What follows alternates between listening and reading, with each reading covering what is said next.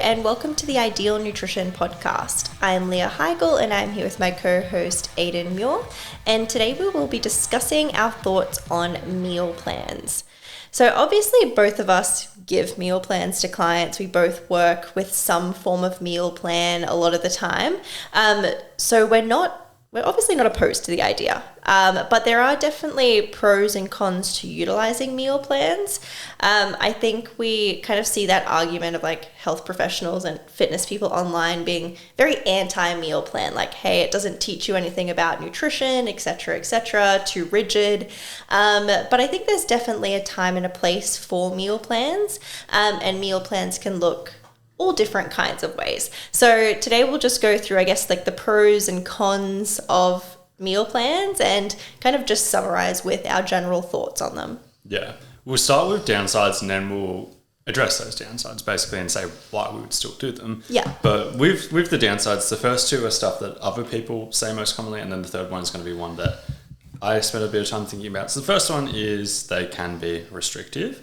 And the second one is that they don't teach you about nutrition. So we'll address both of those. The third issue, I don't see a lot of people saying this, but it's an issue that a lot of people, particularly if you've done a meal plan, you might have experienced yourself, is what I call the 7-day meal plan issue. And what I mean by a 7-day meal plan is if you've got something that's like Monday, breakfast is this, lunch is this, dinner is this, these are your snacks, etc. And then Tuesday's got different stuff, and then Wednesday's got different stuff, Thursday's got different stuff. The big issue I see with that is what happens if you miss dinner on Monday? Like what happens if something comes up and you have something different for dinner? You now have the ingredients that you bought for Monday. Yeah.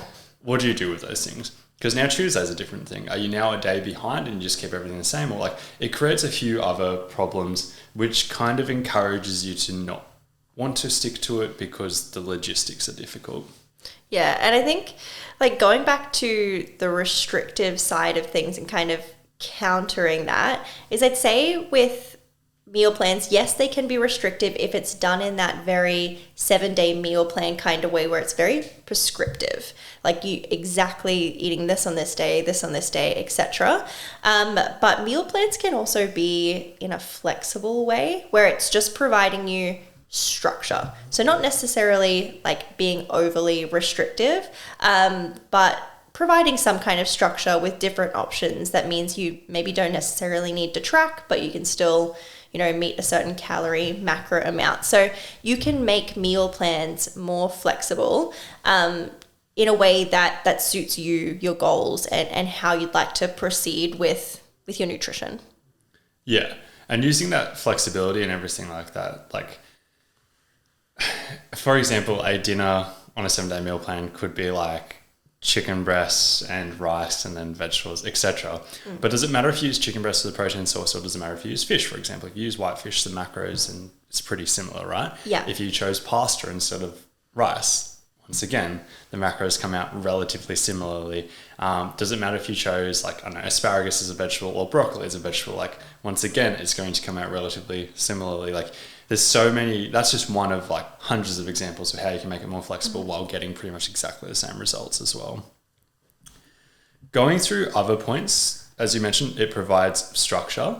That can obviously have benefits in a lot of situations. It comes out as a certain amount of calories and macros without tracking, and this can also be adjusted based on results. For example, if you were roughly following a meal plan to within, say, 80 to 90% on the plan kind of situation, that means you're eating roughly X calories plus minus 10 to 20%, right? If you were looking to get leaner and you weren't getting leaner, you now know, okay, I've got to reduce my calorie intake or increase my energy expenditure. If we go with the reducing the calorie intake option, you know that you need to decrease the calories in the plan. And then suddenly you can manipulate your calorie intake to a decent degree of accuracy while being flexible without having to track everything. Yeah.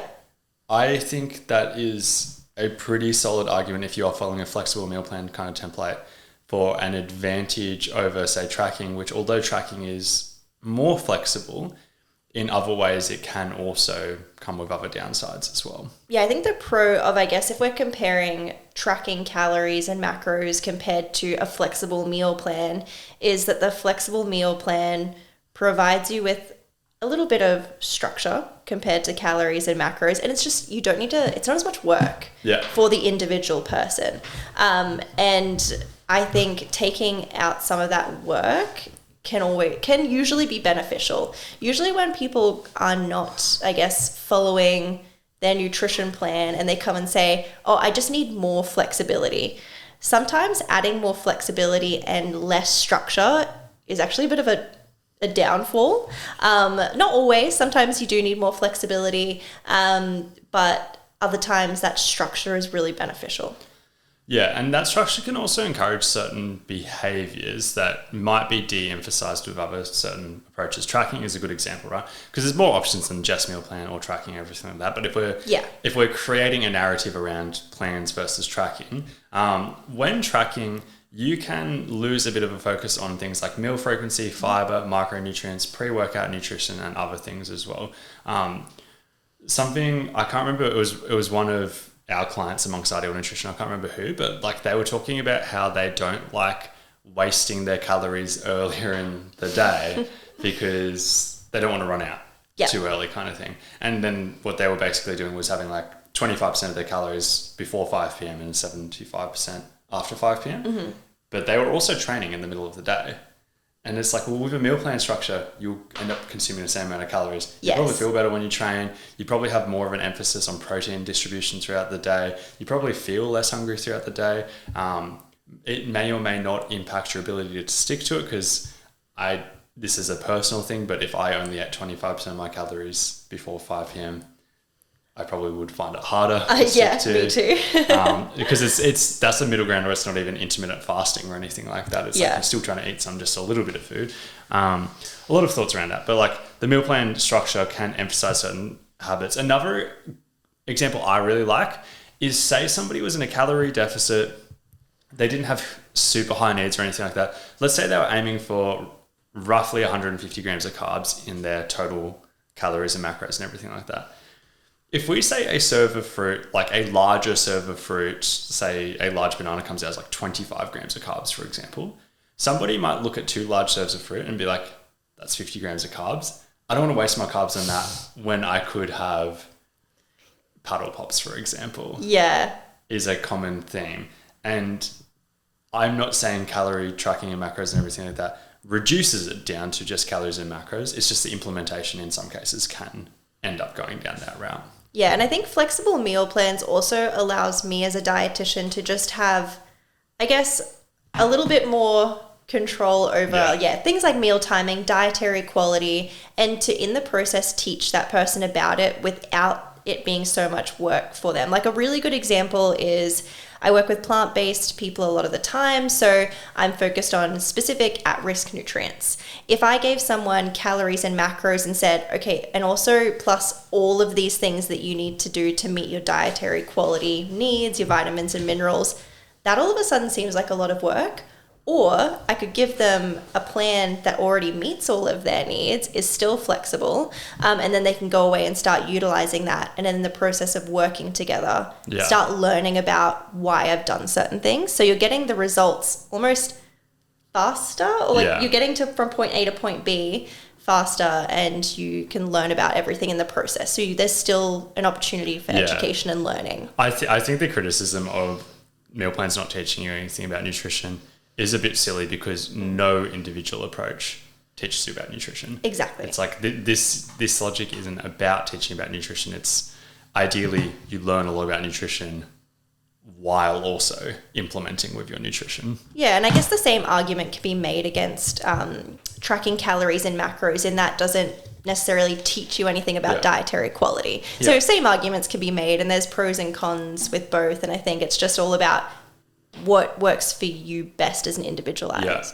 approach. For sure. The other low-key benefit, and we've spoken about this on previous podcasts, but like planning out your meals can have benefits of saving time, money, food wastage. Totally. And it also might set you up for success with being able to stick to the plan more consistently, because you might find less situations where it is Friday afternoon and you don't have any food lined up or whatever, because you've had to sit down and plan it out and make sure you've got everything lined up too. Sometimes that structure, whilst it can be a little rigid, can be a beneficial thing.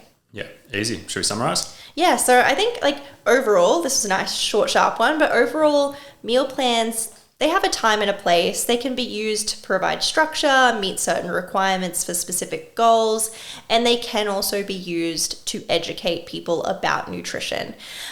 How we think about meal plans, I think also needs to be a bit more broad in that it's not just that 7-day meal plan, very prescriptive. A meal plan can look a lot of different ways and it can come in a flexible way and be used in a lot of different kinds of situations in order to provide structure, etc. So time and place for them, and it all depends on what you prefer best as an individual approach. This has been episode 97 of the Ideal Nutrition Podcast. As always, if you have not already, if you could please leave a rating and review, that would be greatly appreciated.